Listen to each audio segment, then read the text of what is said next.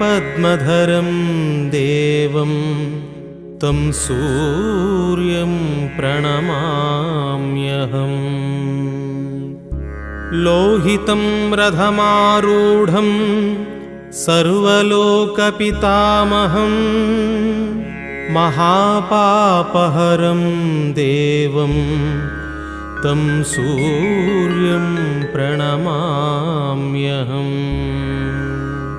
त्रैगुण्यं च महासूरं ब्रह्मविष्णुमहेश्वरं महापापहरं देवं तं सूर्यं प्रणमाम्यहम्।